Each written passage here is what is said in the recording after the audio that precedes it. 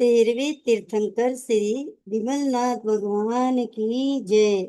आज हम उनका जीवन चरित्र पढ़ेंगे और आपको सुनाएंगे। विमलमती भगवान विमलनाथ स्वामी। बंधुओं, समस्त धर्मशास्त्र संसार त्याग कर तप तपस्या ध्यान जप करने की बात करते हुए यही कहते हैं ना, संसार तो दुखों का घर है, इसीलिए संसार को त्याग कर धर्म ध्यान करो। मैं यहाँ प्रश्न करना चाहता हूँ कि आखिर ये संसार ही बुरा क्यों है। इस प्रश्न के उत्तर अनेक हैं और सैकड़ों की संख्या में और भी हो सकते हैं, क्योंकि संसार का हर झमेला मन की चंचलता और मनोविकारों से जुड़ा हुआ है। यदि संसार में क्रोध, कषाय, ईर्ष्या, घृणा है, लोभ, लालच है, धोखा, फरेब है, अपने स्वार्थ का येन केन प्रकारेण संवर्धन करना ही हर प्राणी का लक्ष्य रहता है। ये सारे विकार कहाँ हैं? प्रत्येक प्राणी के मन मानस में फूट फूट कर भरे हैं।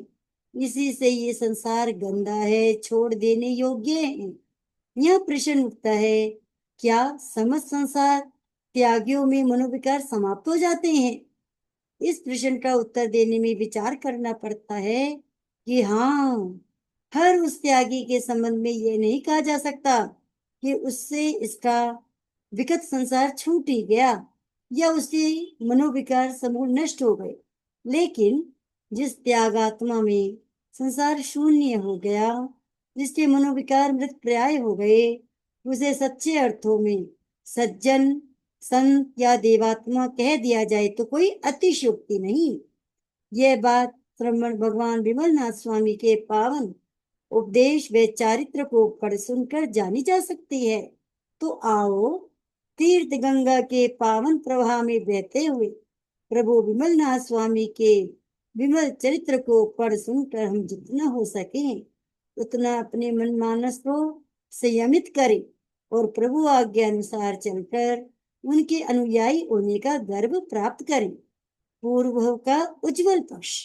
शास्त्रकारों के अनुसार प्राचीन समय में घातकी घंट के मध्य महापुरी नामक राज्य था। वहां के लोकप्रिय महाराज पदम बड़े ही धर्मात्मा राजा थे।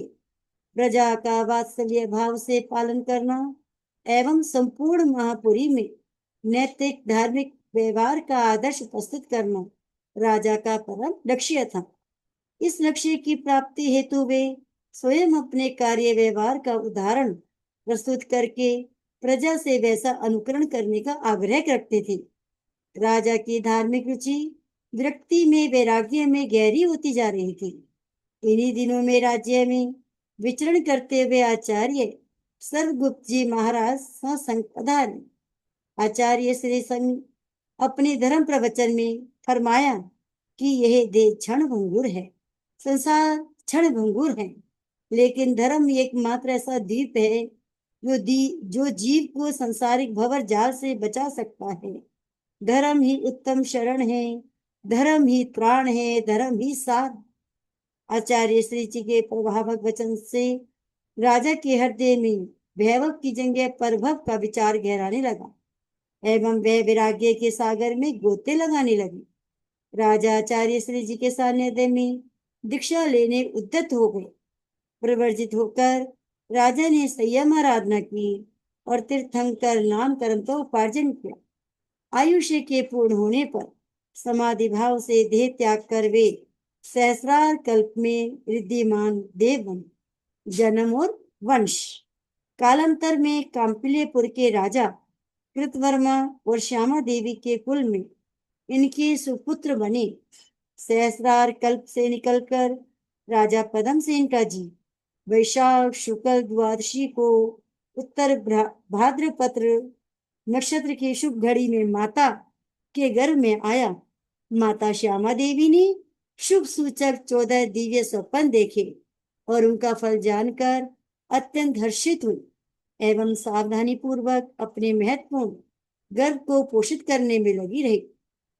यथा समय माता ने स्वर्ण कांतिपूर्ण देह वाले एक तेजस्वी पुत्र को जन्म दिया। जन्म का समाचार रनिवास से राज्य के कोने कोने में जैसा ही फैला, इंद्रादिक देवों और जनता ने मिलकर अलग अलग स्थानों पर महामहोत्सव मनाए। इस शुभ घड़ी का योग उत्तरा भाद्रपद नक्षत्र में माघ शुक्ल तृतीया को घटित हुआ। उल्लासित प्रजाजन ने राज्य भर में अनेक दिनों तक स्वेच्छा से जन्मोत्सव आयोजित किए एवं राजभवन में आकर जनता ने अनेक प्रकार की शुभकामनाओं के साथ भेंट देते हुए राजा रानी को बधाई दी। प्रत्युत्तर में जनता ने भी राज्य परिवार की ओर से उपहार, पुरस्कार, दान आदि यथोचित प्रदान किए। इसे गर्भस्थ बालक के प्रभावी होने को मानते हुए पिता राजा कृतवर्मा ने इसका शुभ नाम विमलनाथ रखा। गृहस्थ जीवन। भगवान विमलनाथ का जन्मोत्सव अंतहीन ढंग से धरती से स्वर्ग तक मनाया गया।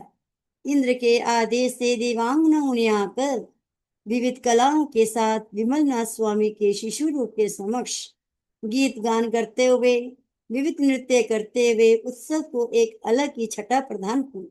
शनि शनि बालक किशोर वय से युवा वय की ओर बढ़ने लगा। पूर्व संस्कार से सर्व विद्या धारक होते हैं। अत्यंत पराक्रमशील व्यक्तित्व के धनी युवराज विमलनाथ ने 108 गुणों को स्वयं के चरित्र से जोड़ा, लेकिन अंतर्मन से उन्हें संसारिक कार्यों में उतनी रुचि नहीं थी। वे जब भी अवसर मिलता मौन रहते, ध्यान चिंतन और आत्म उपासना में लीन हो जाया करते थे। पिता माता इस क्रम को भी देख रहे थे, अतः उन्हें चिंता लगी कि कहीं हमारा लाडला राजकुमार संसार को त्याग कर सन्यासी न बन जाए। इसीलिए माता पिता ने आदेश प्रदान करते हुए कहा, उनके विवाह हेतु प्रस्तावों को उनके समक्ष रखा। इस पर विमलनामती युवक विमलनाथ ने सिर्फ इतना ही कहा, भोग मेरा विषय नहीं है, मेरी इसमें तनिक भी रुचि नहीं है, लेकिन माता पिता की आज्ञा ही मेरे लिए मेरे जीवन से ज्यादा महत्वपूर्ण है। अतः जहां आप उचित समझे मेरा विवाह कर सकते हैं। इसी स्वीकृति के साथ उनका योग्य राजकन्याओं के साथ विवाह संपन्न हुआ। कुछ वर्ष बाद विमलनाथ ने दाम्पत्य जीवन में व्यतीत की। जब कुमार की वह 15 लाख वर्ष पूर्व की हुई, तब उन्हें पिता ने सिंहासन रूढ़ करा दिया। नृप विमलनाथ के रूप में उन्होंने न्याय निपुणता, प्रत्युपन्नति, सुयोग्यता के साथ शासन संभाला। लंबे समय तक वे सुचारू शासन व्यवस्था एवं प्रजा पालन करते रहे। 30 लाख वर्षों तक उन्होंने राज्य अधिकार का उपयोग किया, लेकिन एक दिन उनके मन में विरक्ति पुनः जाग गई। वे पुनः चिंतन में लीन हो गए कि मेरा जन्म क्यों हुआ, मुझे क्या करना है, अपने जीवन को कौन सी दिशा देनी है। इस चिंतन के कारण उनका जीवन एक सन्यासी की भांति सादगी और शुचिता से आगे बढ़ने लगा। इस बीच लोकांतरिक देवों ने भी आकर उनसे धर्म तीर्थ प्रवर्तक करने की प्रार्थना की, जिसे प्रभु ने स्वीकार किया और संयम ग्रहण करने का संकल्प और भी सशक्त हो गया। उन्होंने अपने पुत्रों को उत्तराधिकारी के रूप में शासन भार सौंपकर निवृत्ति ग्रहण कर अनेक दिनों तक विपुल राशि दीनहीन दुखी जनता और अभावग्रस्त लोगों के बीच बांटी। वे वर्ष भर दान करते रहे। इस प्रकार दीक्षा के हेतु उनका मन तैयार हो गया और विपुल कुमार आदि 90,000 पुत्रों सुप्रभा आदि रानियों को त्याग कर 30 लाख वर्ष के शासन को छोड़ते हुए प्रभु ने मेघनाश को देखकर जो वैराग्य उत्पन्न हुआ, उसे लोकांतरिक देवों के अनुरोध पर माघ शुक्ल चतुर्दशी को कंपिलपुरी नगर में विमला नाम की दीक्षा पालकी में सवार होकर उत्तरा भाद्रपद नक्षत्र में सहस्राम वन के मध्य जम्बू वृक्ष के नीचे दिन के अंतिम प्रहर में प्रेमकासन अवस्था के साथ दीक्षा स्वीकार की। शक्रेंद्र आदि ने पंचमुष्टि लोच करते हुए प्रभु को देव दूष्य वस्त्र प्रदान किया।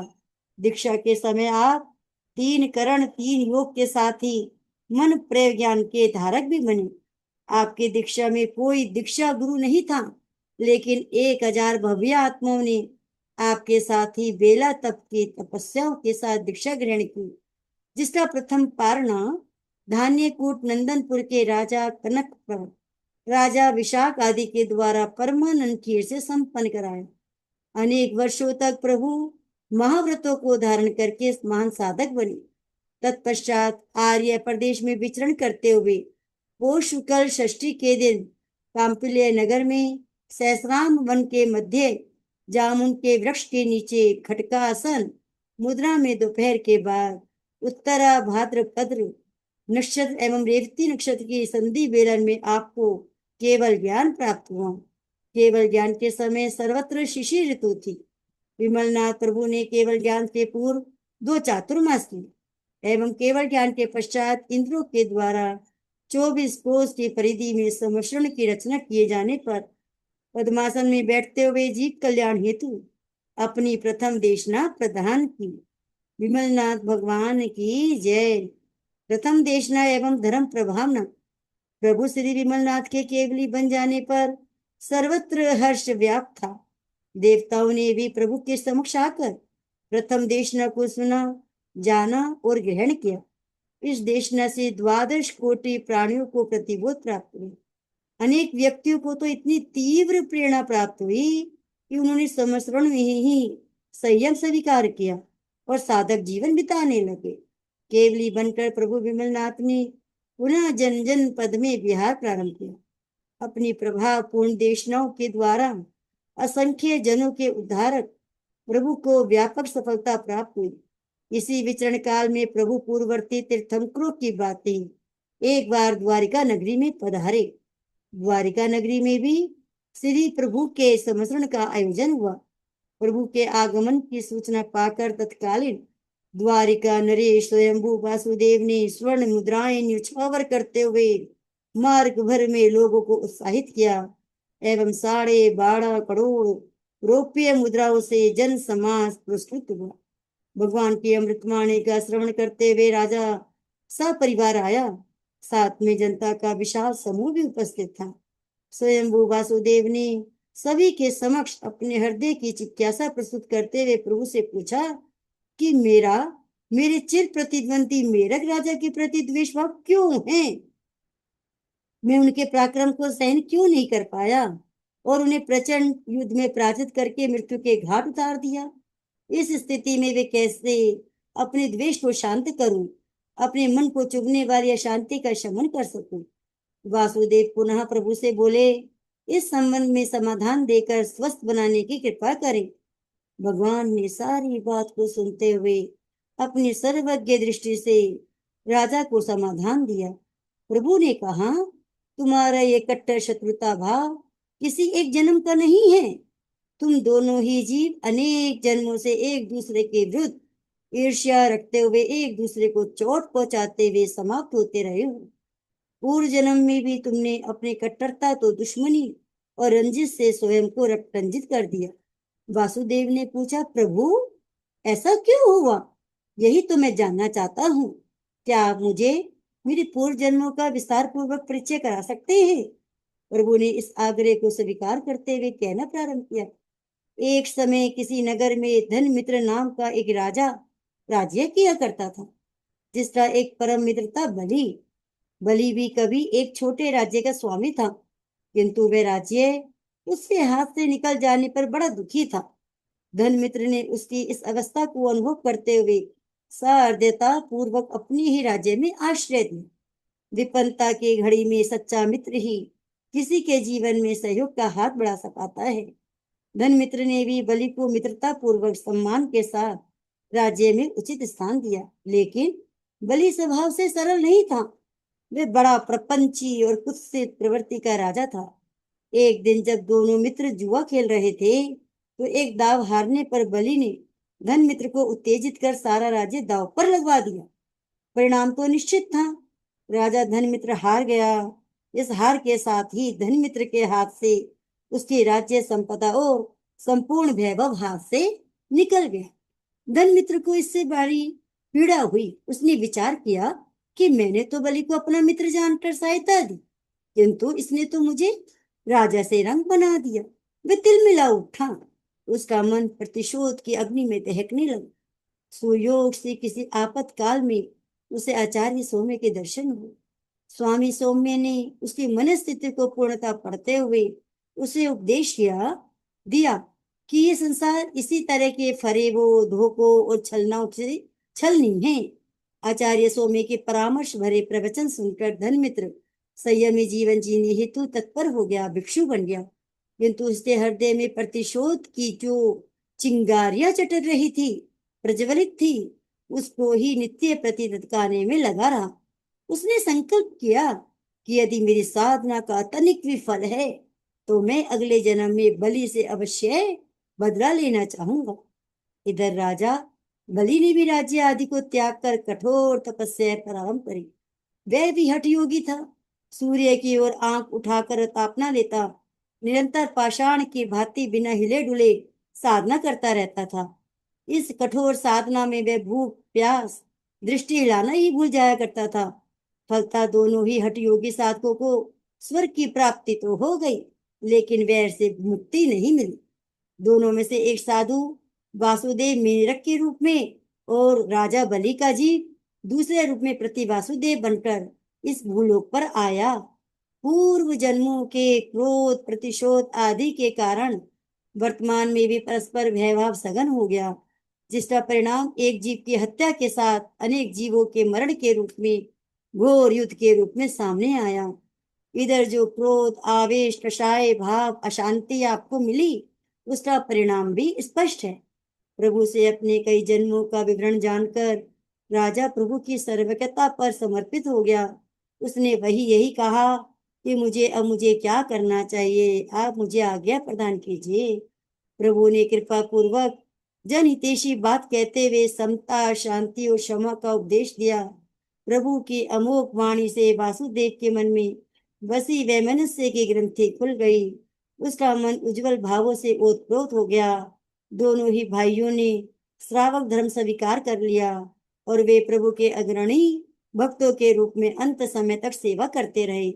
इसी प्रकार प्रभु ने अपने उपदेशों से 56 गणधरों को धर्म संघ की परिषदा का प्रमुख बनाया।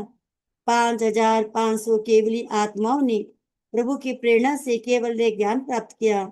मन प्रज्ञानी भव्यात्माओं की संख्या भी प्रभु के समय 5500 रही। 1114 पूर्वधारी भी रहे। 4800 अवधि ज्ञानी बने। 9000 साधकों को वेक्रिय लब्धिधारी होने का सौभाग्य प्राप्त हुआ।